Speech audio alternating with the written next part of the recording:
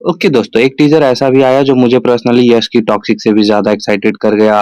हाँ, मुझे पता है कंपैरिज़न करना नहीं चाहिए, बट कम ऑन यार, अभी-अभी हमने टॉक्सिक का टीज़र देखा है और क्लियरली दिख रहा है कि वो टीज़र किस चीज़ पर डिपेंड कर रही है।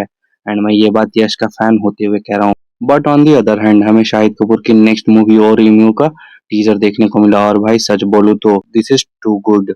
एक बार जाकर और रोमियो का टीज़र ज़रूर देखना, फिर समझ आएगा मैं ऐसा क्यों कह रहा हूँ।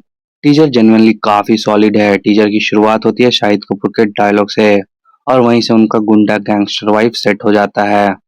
उसके बाद धीरे धीरे मूवी के सारे लीड कैरेक्टर्स का इंट्रोडक्शन मिलता है और भाई एक से एक बढ़िया कास्टिंग। शुरुआत शाहिद खुद करते हैं अपने रग्ड गैंगस्टर लुक के साथ और टीजर का एंड होता है तृप्ति तिमरी के मासूमियत पर। सच में यार क्या लग रही थी वो, एक ऐसा चेहरा जहाँ खूबसूरती से ज्यादा उसकी मासूमियत स्टैंड आउट कर रही है। आगे टीजर में नाना पाटेकर की एंट्री होती है और उनके सिर्फ प्रेजेंस ही काफी है।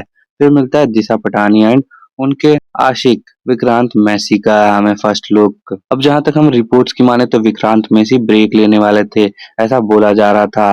बट भाई फिलहाल तो वो मूवीज कर रहे हैं एंड ऑनेस्टली मुझे कोई प्रॉब्लम नहीं है।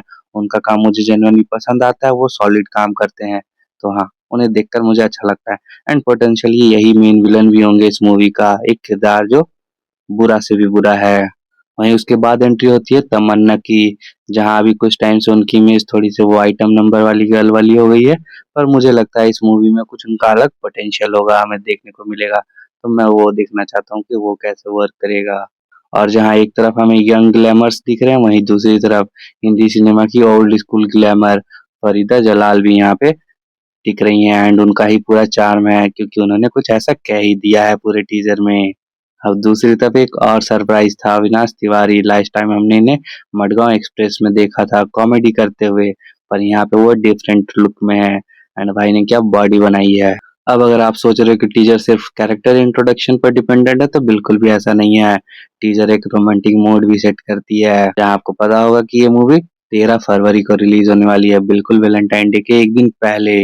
एंड टीजर के एंड में शाहिद एंड तृप्ति का एक जो रोमांटिक मोमेंट इन्होंने सेट किया वो कमाल का है। वहीं अगर मैं रोमांस कह रहा हूँ तो ये मत सोचना कि मूवी में एक्शन नहीं है, क्योंकि टीजर एक अच्छा खासा एक्शन भी हिंट करता है एंड वो एक सीन है ना वाटर में से दौड़ के जाने वाला, तो वो काफी मजा आया देखकर मुझे, वो कुछ थोड़ा नया फील हुआ।